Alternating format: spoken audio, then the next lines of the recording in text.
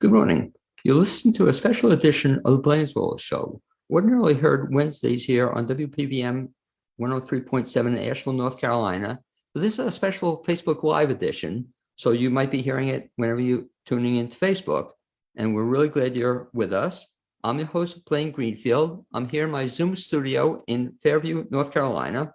And each week, what we do is focus on the Asheville theater scene, as well as on positive news and information about people and organizations in both Western North Carolina and throughout the country. And toward that end, it's my pleasure to introduce my guest today, and he is Glenn Arnette. Welcome aboard, Glenn. Well, thank you. I am delighted to be here. It's always hello, Blaine. Okay, and Glenn, what you can do, you can wave to all your fans and friends in Facebook world. So if you're watching, Glenn's going to be waving to you there. And Glenn is amazing guy, as you'll see. He's the director of this upcoming play at Heart called how do you pronounce it, Glenn? The Wonderful. It's wonderful. He's also vice president of the Heart Theater Board in Waynesville, North Carolina. And prior to this, he's done just about, you name it, everything. He's former director of the Myrtle Beach, South Carolina, and the Buffalo Convention Center in Buffalo, New York. He wrote and directed the first historical outdoor drama for South Carolina, president of the ICMBA, and worked directly with CMA in Nashville, Tennessee. He's produced and directed the world's largest disco with Donna Summer and Gloria Gaynor, and all the tops in the industry with 17,000 attending. He worked with and became friends with John Springer, who was an agent to the stars in New York, including Marilyn Monroe, Elizabeth Taylor, a whole bunch of other people. Former owner of the Highlands Inn in Highlands, North Carolina, and wrestling alligators with Johnny Weissmuller. I love it. To Fly with Guy King from the early days of television. 6 years in television with the 1-hour daily Glenn Arnette show in Orlando, Florida.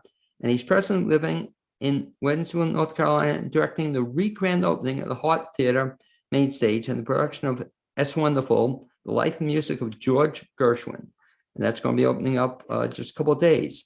And Glenn, that's a mouthful. But let me ask you this, Glenn. You told me off the air that in another life, I guess you had been an actor, or you had acted a large part of your life. You've been my gosh, I started as a child, like most of us, thinking we were going to be fabulous stars in life. When I played Jack in the production of Jack and the Beanstalk and the Florence Little Theater in South Carolina.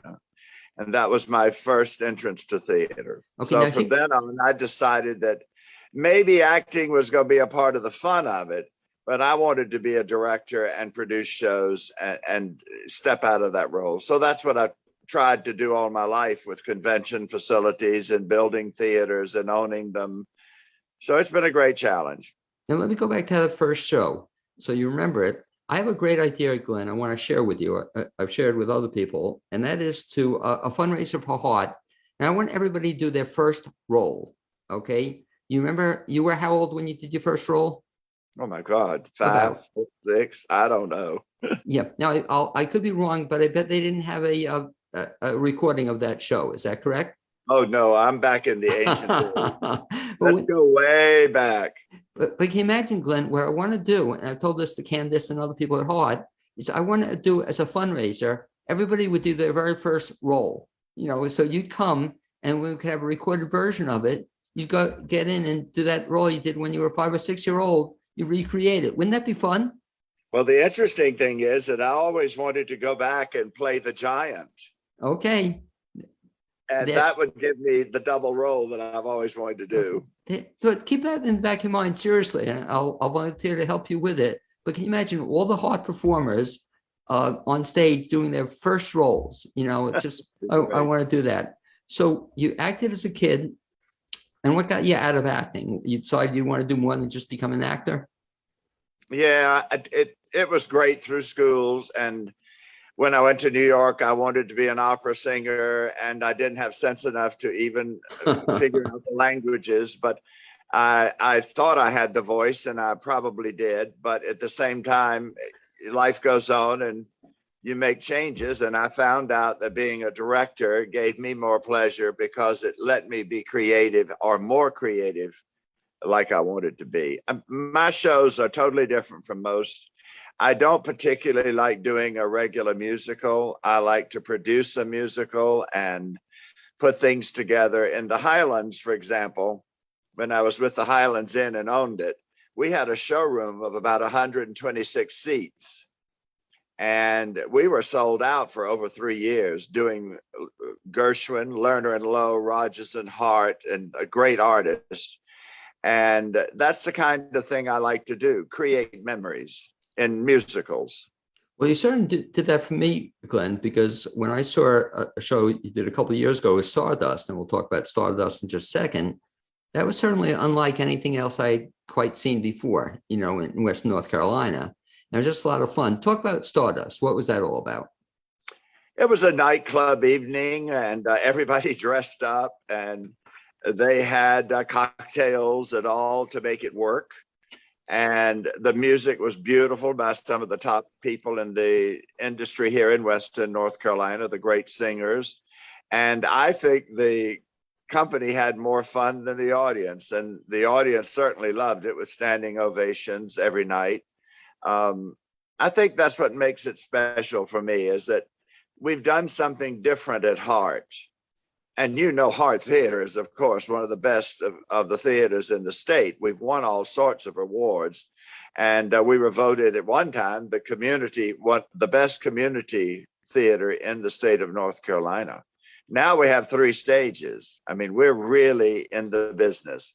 And it's a wonderful opportunity to be a part of it. And even, as you said, when you did Stardust, it was also, as a member of the audience, a little unlike anything I else had ever seen. It's just like this big, I've seen plenty of musicals, and Hart does great musicals, but this was like an extravaganza. And it's just to see all the different acts, and you had a comedian, and you had, just a lot of stuff happening, a lot of fun. So rather than just rest on your laurels, you came up with another idea that 2 years later now, you're going to even perhaps top that. And what's coming up, I guess, opening up this week?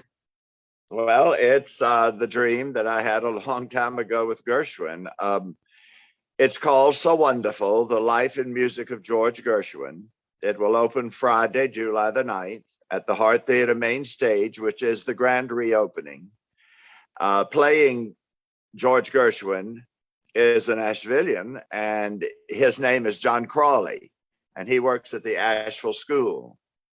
He is probably one of the most talented musicians I know. And as George Gershwin, his music on the piano is breathtaking. The show consists of, as I said, I think it's 22 people, all musically smart, brilliant, trained. A lot of them come from Asheville, and a lot come from Waynesville.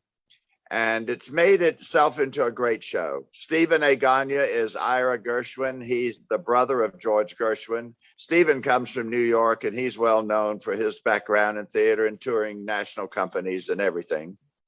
Lynn Donnelly is, of course, so well known here in Waynesville and everywhere.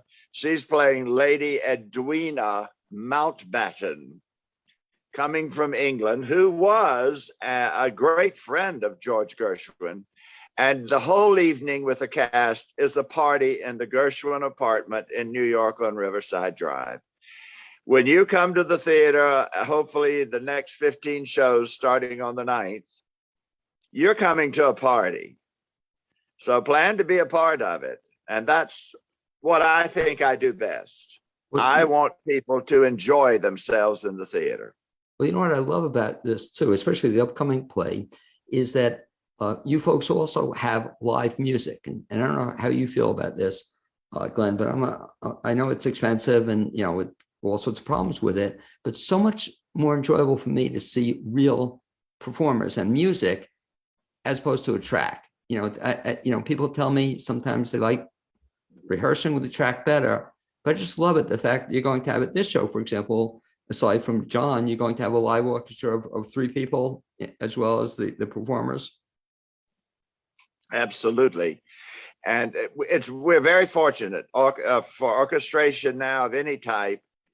It's not cheap, and deservingly so. The orchestra members need that money like everybody else.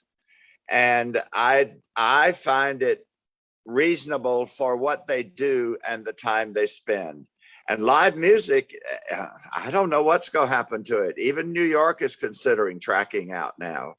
And I'm sure in time we may have to go to that. I know other theaters in the area are already considering it. You can't afford it, some theaters. And we're very fortunate that Steve Lloyd was willing to allow us to have the music for this show, because it is George Gershwin, and I really don't think you can track it. Well, no, you go ahead, because you can't track history. I mean, the music has a certain sound, and John Crawley is very specific in his music about creating and singing the music in the beat and style of the period. Well, I'm so excited. Also, you mentioned John, because I've seen John as music director of a whole bunch of plays and such a talented performer, but I've never seen him actually act. So I'm looking forward to this, and I could see him being a Gershwin. But one other question too about the tracking, what I really am concerned about, hey, if you can track the music, couldn't you track the singers as well? They get back to lip syncing. That's to me what it feels like when I see tracking.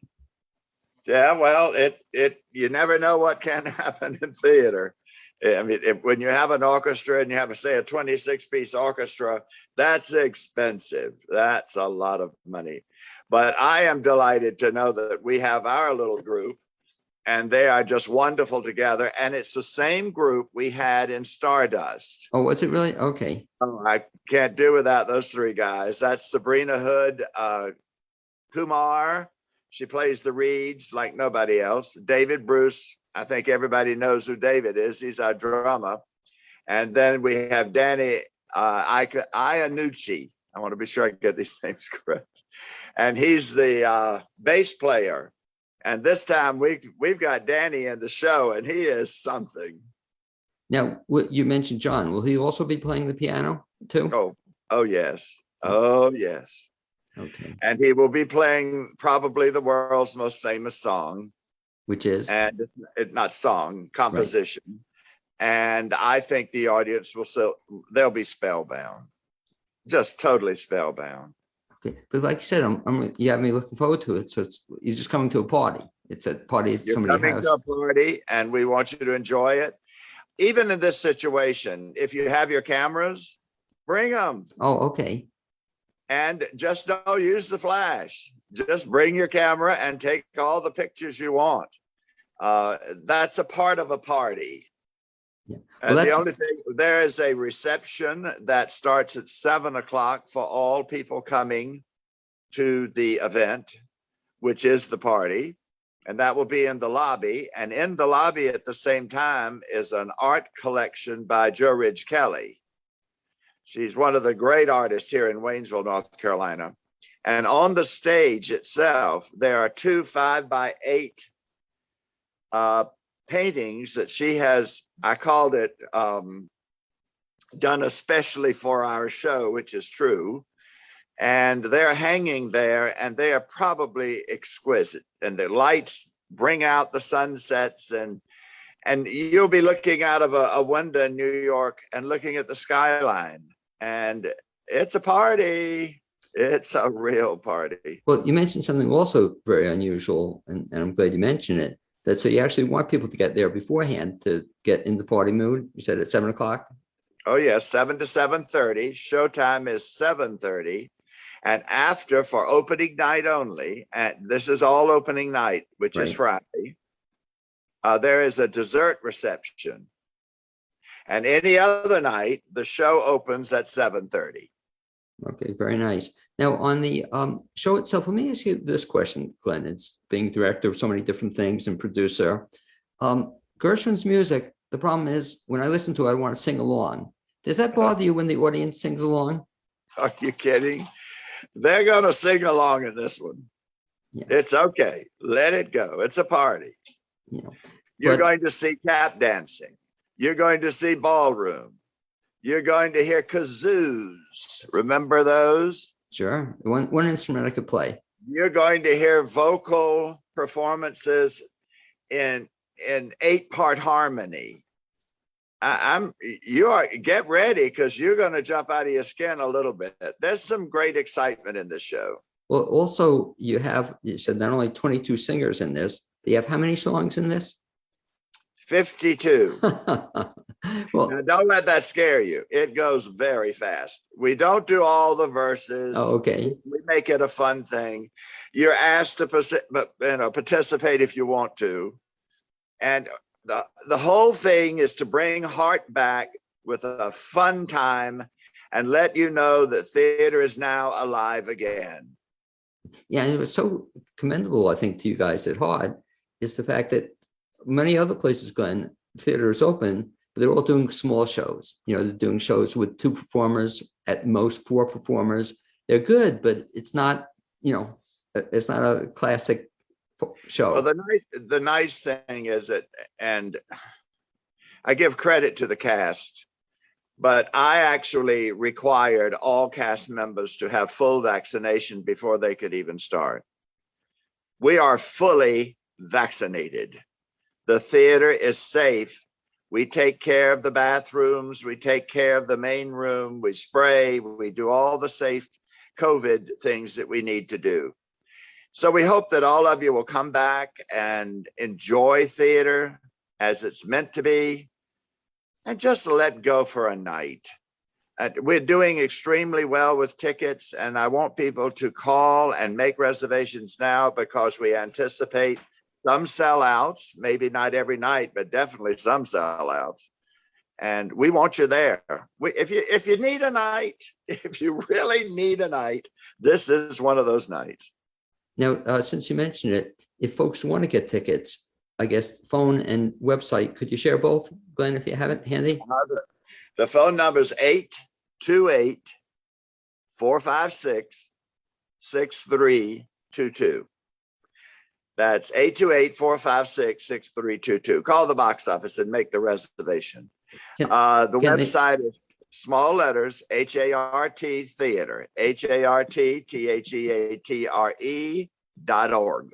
Okay, and that's theater spelled correctly, right? With the RE, you know, if they get that. Now, can they get tickets online through the website, yes, or you want them to call? They can go right online, click on the website, and purchase tickets for the seats they want. Now, something people don't realize, but I realize it having been to Hart a couple of times lately, is that this is something you've been working on for quite some time. Is that correct? How long have you been working on this? Probably a year, just thinking through. As far as a musical script is concerned, we have a script. I wrote it. It is a basic thing about music with George Gershwin. It's not a lot of dialogue like a drama or just a musical theater play. We concentrated more on the music and some stories around what happened. For example, Lady Edwina did sing and make songs back in her day. We have a girl called Ethel and Emily Dake from Asheville. And Emily is kind of like Ethel Merman. And she belts out some of the great songs. It's a show you'll recognize. I can tell you Lee Thomas is from that area. I don't know whether you know Lee or not. He's been in the theater for a long time and has come back to Hart for this show. Unbelievable. And we have, there's so many, if I could get them. Well, Kathleen Watson's from Asheville. Okay, she's very talented. Big talent, yeah. And she's just wonderful. And the other one is Matt Edmondson. Another talent, yeah. Fred. Just stand by. You remember James Bice? It was in our show last year. He's back, and there's so many. Well, let me ask you this, Glenn. Must be fun for you in terms of working with people and directing people. Some of them probably, believe it or not, never knew Gershwin. You know, and what's your reaction to introducing Gershwin to people who never saw him or heard him before? It's impossible to leave the theater without knowing a Gershwin song in this show. But they say we don't know Gershwin. Right. You will remember Gershwin when it plays because Gershwin is on every radio station and in every television or movie possibly made. No, but I'm saying it must be fun when you have some kids, if you will, or some younger folks who had never been in a Gershwin play or never saw a Gershwin play, And to be in it for the first time, this must be kind of exciting for them. It is. And the funny part is that they do leave singing. Yeah. There are a couple of songs in this show you can't help but sing, even if you know them or not. And kids especially. We've got some students that were kids at heart with Sheila Radford Sumter that have gone on now and in their second and third year of college. And they're back in the show. And I'm telling you, there's some talent there. And they're singing Gershwin more than you'd ever dream. And they hum around the studio and they hum around the stage and they go out humming. So we want you to do that. We want that to happen. And when you come, if you're not humming and singing, I'm going to be disappointed. Well, it's funny you say that, because maybe I'm in the minority, but I saw In the Heights recently. I don't know if did you see it yet? Yes, I did. Okay. And just my feeling was that, like my dad used to say the same thing too. I didn't leave that movie humming any of the songs. I didn't leave the movie knowing any songs. I didn't want to buy the music afterward. This, like you said, 52 songs, I'll probably know a good number of them, but I love it when I'd see a show and I would hum the songs. I don't know if you had the same reaction. It was. I really think, Blaine, you will be humming, but you will also be doing this. It just happens. And there's a tap dance scene in this show that it's just as professional Broadway as you're going to get. It is so much fun. Now, also to get me in the mood, Hart did something else too. You had another talented individual, Karen Covington Yao, she was there for a short run of what show was that with the Love Linda. Right. And I just love that too. And that got me a little bit in the mood also, for the show. Yeah. That was excellent. And that's the type of show that Karen should be on the road with all the time. She's wonderful in it. And she did a marvelous job in Asheville, and that's where I saw it. Yeah. And it was requested for her to come to Hart Theater. And she's just overwhelming in it. She's quite talented. And mention for the folks who don't know who Love Linda was, mention the idea behind that show. Cole Porter's Wife. Right. Another great one. Yeah, it's just, but it got me, the music, it's just the same kind of feel, the same era. Yeah, you would sing the Cole Porter songs too. But you're going to be singing.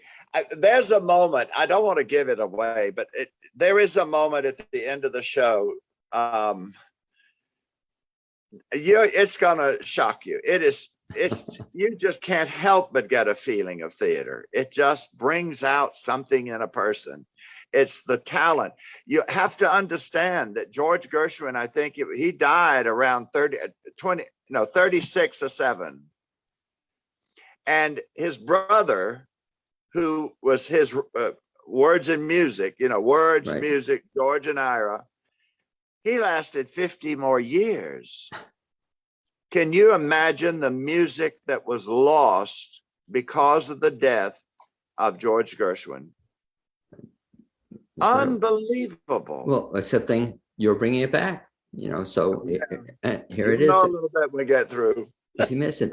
Then talk a little bit about it, like I said, in your spare time, you're vice president of Hart, and Hart has just done some amazing things. Not only when COVID hit, you're still kind of doing a lot of good stuff, but talk about some of the good stuff that Hart's doing coming up. All right, coming up, it's I think I've got the date, August 28th. Bonnie Smith, who was president. Right, I lost you on the sound. We have no sound here, but let's see if we can bring back sound. Did you hear that phone ring? Now I got it. Okay, I got you back. So you were saying about Bonnie's? Yeah. Bonnie Smith was president of the board for a long time, and she was responsible for all of our galas that we have. And on August 28th is the big gala coming this year, and it's called the Island Escape.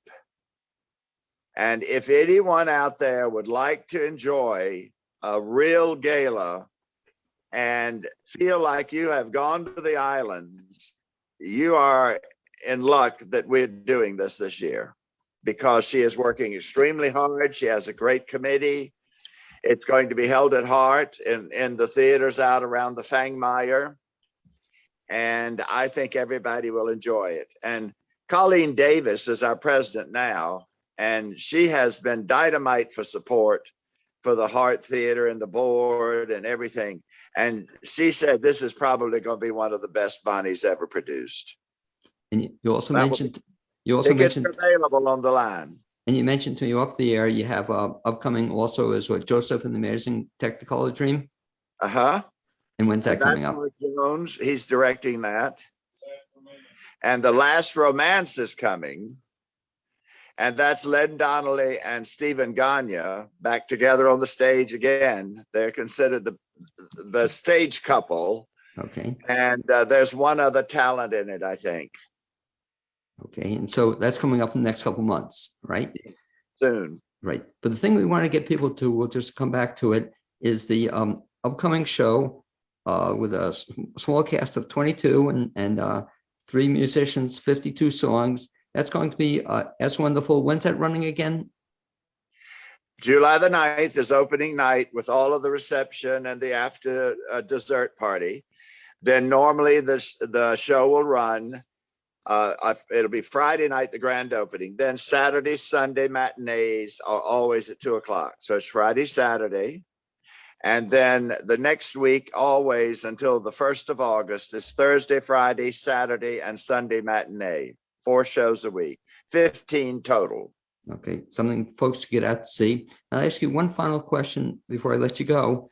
Your dream, after we get through this dream, this is like unlike anything Western North Carolina has seen. Do you have anything else in the back of your mind that is going to top this, or that you want to do, or you can share with people? Honestly, I might step out now. I'm at that age. And do I have a lot of energy left for this? Oh, yeah. But I've done it all my life, and I've enjoyed it. And I've been there, done that, and had more opportunities than most would ever dream. And I think this Gershwin show could be a lot of fun to step out on. Okay, well, then certainly people could come see it. For that reason, I'd like to thank you, Glenn, for being my guest on the special edition of the Blaine's World Show. Also, like to thank Amy Prisnash, my producer. I look forward to having you join me on a regular show Wednesdays at 9 a.m. here on WPVM 103.7. You can also listen online at WPVMFM.org and watch on WPVM's Facebook page. What I'm going to do is, Glenn, I'm going to sign out. And then if you could just say for just a minute, you and I will wrap up. Okay. So thanks again for joining us. And thank you, Blaine. We'll see you. Hey, okay. Blaine, he remembers. I'm impressed, buddy. Thanks. Okay. So just stay with me and we'll be with you in a second.